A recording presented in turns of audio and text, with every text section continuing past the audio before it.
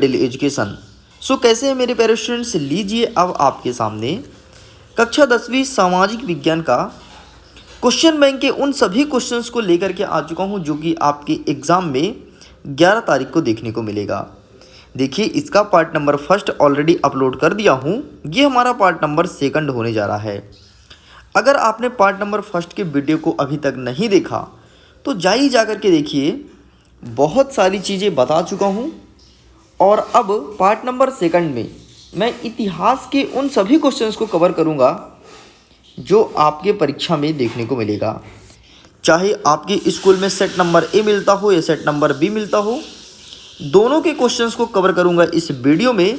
इसलिए वीडियो को एंड तक देखिएगा।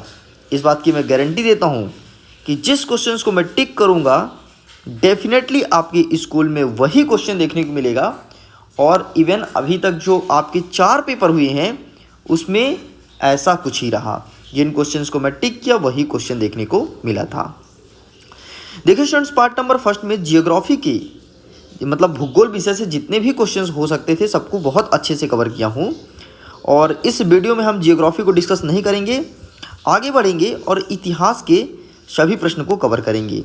ओके, तो फटाफट आपके पास अगर कोई क्वेश्चन बैंक अवेलेबल है तो आप उसको ओपन कर लीजिए और सभी क्वेश्चंस को बहुत अच्छे से टिक कीजिएगा। देखो, यहाँ पे लिखा है अध्याय 1 यूरोप में राष्ट्रवाद का उदय। आगे बढ़ते हैं तो यहाँ पर कुछ इंपॉर्टेंट बातें लिखी है, तुम पढ़ना चाहो तो पढ़ सकते हो, बाकी हम स्किप करते हैं। आगे बढ़ते हैं तो यहाँ पर और कुछ चिन्ह वगैरह दिया है, इसे आप देख लीजिए, बाकी कोई काम का चीज़ नहीं है।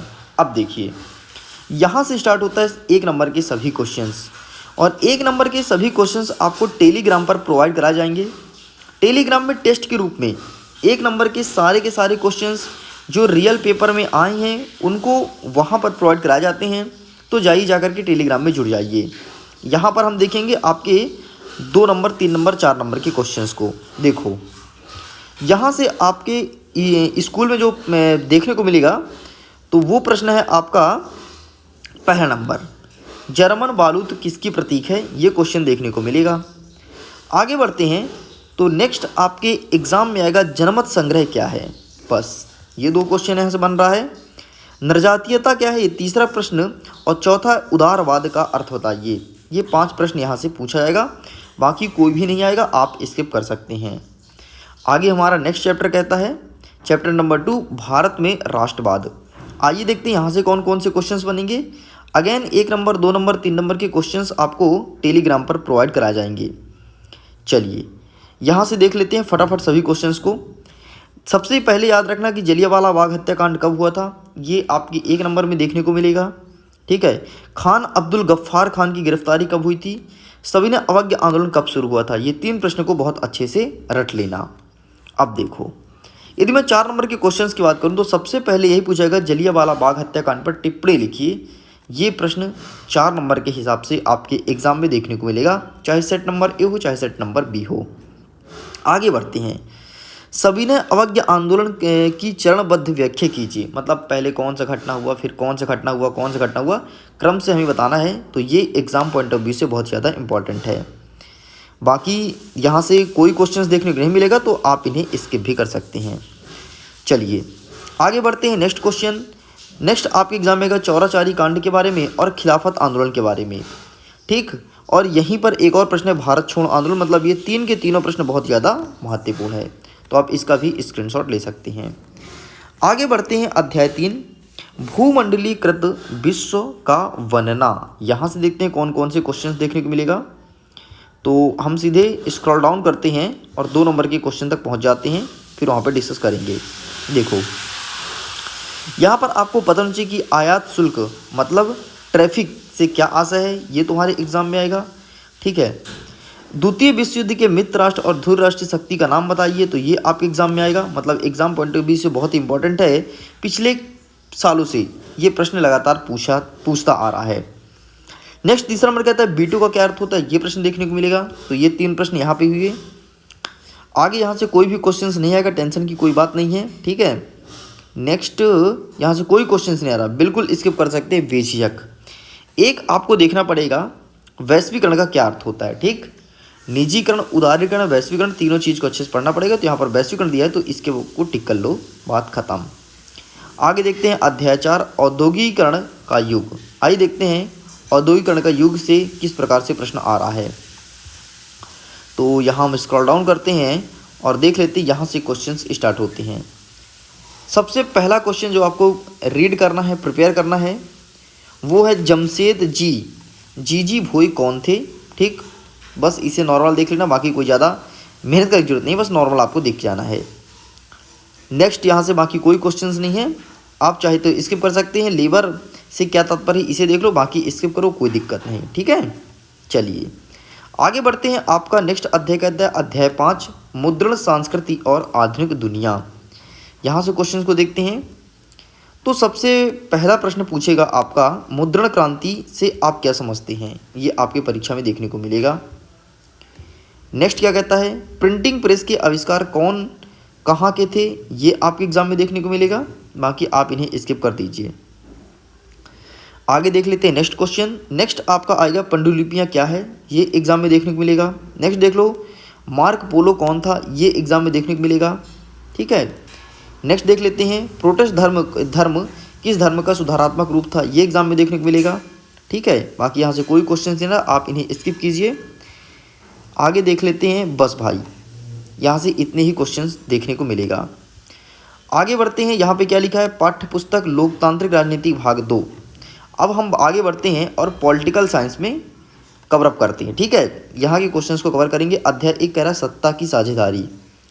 सत्ता की साझेदारी के 1 नंबर के जितने भी क्वेश्चंस हो सकते हैं जो आपके एग्जाम पॉइंट ऑफ व्यू के लिए ऐसा लगे कि हाँ पेपर में आएगा या फिर आया हुआ है, वो सभी आपको मिल जाएगा टेलीग्राम पर। ठीक, बाकी सत्य सत्य दिया है तो एक पार्ट से 2 नंबर 3 नंबर 4 नंबर के कोई भी क्वेश्चंस नहीं आ रहे हैं। चलिए आगे बढ़ते हैं, ये इसके आंसर्स हैं। ये आपका रहा चैप्टर नंबर 2 संघवाद। आइए देखते हैं संघवाद से कौन कौन से प्रश्न आएंगे आपके एग्जाम में 2 नंबर 3 नंबर और 4 नंबर में। तो अभी 1 नंबर के क्वेश्चन स्टार्ट हुए हैं। ये आपका हुआ सही जोड़ी, ये रहा एक वाक्य में उत्तर, ये आपका सत्य सत्य, और यहाँ से क्वेश्चन स्टार्ट होते हैं। देखो बेटा, सबसे पहले आपको देखना है समवर्ती सूची से क्या तात्पर्य है, ये आपके परीक्षा में आएगा। विकेंद्रीकरण से क्या समझते हैं, ये परीक्षा में आएगा। और गठबंधन सरकार, ये परीक्षा में आएगा। ठीक, नेक्स्ट देखते हैं एकात्मक शासन की 3 दोष बताइए, इसे अच्छे से प्रिपेयर कर लेना, बाकी यहाँ से स्किप कर दो, कोई क्वेश्चन नहीं पूछा जाएगा। विकेंद्रीकरण के 3 लाभ, इसे अच्छे से प्रिपेयर कर लेना क्योंकि 3 नंबर का प्रश्न पूछा जाएगा। बाकी कोई मतलब नहीं, कोई क्वेश्चन आपको नहीं पढ़ना है। ठीक है, चलिए आगे बढ़ते हैं। इसका आंसर शीट यहाँ पर अवेलेबल है। नेक्स्ट हमारा ये रहा चैप्टर नंबर 4 जाति धर्म और लैंगिक मसले। आइए देखते हैं यहाँ से कौन कौन से क्वेश्चन हमारे एग्जाम में आएंगे। तो यहाँ से अभी 1 नंबर के क्वेश्चंस चल रहे हैं। ठीक है, बस यहाँ से भाई 1-1 नंबर के पूरे प्रश्न, 2-3 नंबर के प्रश्न नहीं आएंगे। नेक्स्ट आपका कहता है अध्याय 6 राजनीतिक दल। आइए देखते हैं यहाँ से कौन कौन से प्रश्न बन सकते हैं। तो यहाँ से अभी ये हुआ आपके क्वेश्चन स्टार्ट। ठीक, देखो गठबंधन सरकार किसे कहते हैं समझाइए, इसमें मैंने ऊपर भी टिक कराया, डेफिनेटली इस बार आ रहा है आपके पेपर में। ठीक, दल बदल से क्या आशय है, ये भी आपके एग्जाम में आ रहा है। बाकी 2 प्रश्न यहाँ से पूछे जाएंगे। आगे बढ़ते हैं, भारत निर्वाचन आयोग का कार्य अच्छे से देख लेना, कार्य आपके एग्जाम में पूछा जाएगा। ठीक, भारत निर्वाचन आयोग का कार्य, हाँ राजनीतिक दलों का प्रमुख कार्य, ये एग्जाम में आएगा। ठीक, बस 4 ही प्रश्न यहाँ से पूछे जाएंगे। 4 प्रश्न को अच्छे से प्रिपेयर कर लेना, जिसको मैं बोला हूँ। ठीक है, आगे बढ़ते हैं अध्याय 7 लोकतंत्र के परिणाम। यहाँ से क्वेश्चंस को कवर करते हैं। तो यहाँ से आपके बहुविकल्पी प्रश्न है। ठीक है, सही जोड़ी, और यहाँ पर एक वाक्य में उत्तर, और ये रहा सत्य सत्य, और ये रहा इसका आंसर शीट। मतलब यहाँ से 1 नंबर 2 नंबर 3 नंबर के कोई क्वेश्चंस नहीं बन रहे हैं। आगे बढ़ते हैं, नेक्स्ट आपका अध्याय कह रहा है विकास। विकास बोले तो अब हमें यहाँ से रीड करना है कि इकोनॉमी मतलब अर्थशास्त्र कौन से क्वेश्चंस बनेंगे। ठीक, तो अर्थशास्त्री ही सभी क्वेश्चंस को कवर कर लेते हैं फटाफट। देखो, अर्थशास्त्र के 3 क्षेत्र जो होते हैं, या अर्थव्यवस्था के 3 क्षेत्र जो होते हैं, प्राथमिक द्वितीयक तृतीयक, तीनों क्षेत्र के एग्जाम्पल सहित आपको पता होना चाहिए, ये परीक्षा में देखने को मिलेगा। एंड ये देख लो आपका पहला प्रश्न रहा। ठीक, यहीं से प्रश्न आता है इस चैप्टर में, यहीं से प्रश्न आएगा अर्थव्यवस्था के 3 क्षेत्र। यदि 3 क्षेत्र आपको अच्छे से पता है, प्राथमिक क्षेत्र होता है कृषि, द्वितीयक होता है उद्योग, तीसरा होता है सेवा। यदि ये चीज़ आपको पता है तो डेफिनेटली यहाँ से नंबर नहीं कटने वाला है। नेक्स्ट देख लेते हैं, राष्ट्रीय ग्रामीण रोजगार गारंटी अधिनियम 2005 लागू हुआ, मतलब मनरेगा के बारे में पूछा है तो इसके बारे में बताना है। ठीक, बाकी स्किप कीजिए, कोई क्वेश्चन नहीं आ रहा है। देखिए कुछ सही विकल्प भी अवेलेबल है लेकिन कोई मतलब नहीं है, यहाँ से कोई क्वेश्चंस नहीं बन रहे तो हमें टाइम वेस्ट करना भी नहीं है। नेक्स्ट देखो, मनरेगा का पूरा नाम क्या है। ठीक, प्राथमिक, द्वितीयक, तृतीयक पहले ही बोला था, इन्हें अच्छे से प्रिपेयर कर लेना। छिपी हुई बेरोजगारी, मतलब जिसे प्रच्छन्न बेरोजगारी कहते हैं, ये आपके एग्जाम में देखने को मिलेगा। ठीक है, बाकी ये रहा, देखो प्रच्छन्न बेरोजगारी ये लिखा है। ठीक है, छिपी हुई बेरोजगारी, प्रच्छन्न बेरोजगारी। निजी क्षेत्र से क्या आशय है। ठीक है, मनरेगा के प्रमुख प्रावधान, जीडीपी किसे कहते हैं। बस ये रहे 2 नंबर के क्वेश्चंस। आगे बढ़ते हैं, नेक्स्ट आपका अध्याय 3। अध्याय 3 कहता है मुद्रण एवं साख। आइए यहाँ के क्वेश्चंस को कवर करते हैं। तो ये भी 1 नंबर क्वेश्चंस चल रहे हैं, ये रहा। सबसे पहला प्रश्न देखो कि बैंक के आय के प्रमुख सोर्स कौन कौन से हैं, ये आपके एग्जाम में आएगा। विमुद्रीकरण, मतलब विमुद्रीकरण का मतलब होता है एक नोट के बंद करके नया नोट को चलाना। 8 नवंबर 2016 को विमुद्रीकरण हुआ था, याद होगा तो। ठीक, बाकी यहाँ से कोई क्वेश्चन नहीं आएगा। RBI reserve bank of India की 3 कार्य बताइए, तो ये आपके एग्जाम में देखने को मिलेगा। बाकी छोड़ दीजिए, कोई दिक्कत नहीं, कोई प्रश्न नहीं आ रहा है। ठीक है, बस इतने ही क्वेश्चन देखने को मिलेगा। नेक्स्ट कहता है मांग जमा को मुद्रा क्यों समझा जाता है, इसे अच्छे से रीड कर लेना। ठीक है, बाकी स्किप करिए, कोई दिक्कत नहीं, कोई भी प्रश्न नहीं आएगा। वस्तु विनिमय की सीमाएं कौन सी होती है, इसे भी अच्छे से प्रिपेयर करनी है। चलिए आगे बढ़ते हैं। नेक्स्ट आपका होता है अध्याय 4, वैश्विक और भारतीय अर्थव्यवस्था। आइए देखते हैं यहाँ से कौन कौन से प्रश्न देखने को मिलेगा।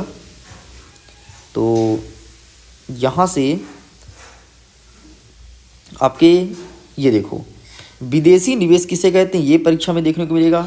2 बहुराष्ट्रीय कंपनी के नाम लिखो, ये आपके एग्जाम में देखने को मिलेगा। वैश्वीकरण, उदारीकरण, इन सबको ऊपर मैं टिक करा चुका हूँ। ठीक है, ये रिपीटेड हो रहा है। WHO भी ये ऊपर वाला है। ठीक, चलिए यहाँ से और कोई क्वेश्चन बन सकता है क्या एग्जाम के लिए, नहीं कोई प्रश्न नहीं बन रहा, स्किप करते हैं। ठीक, यहाँ से नहीं बेटा कोई क्वेश्चन नहीं आ रहा। हाँ, कंटेनर देख लेना बस। ठीक, बाकी स्किप करते हैं।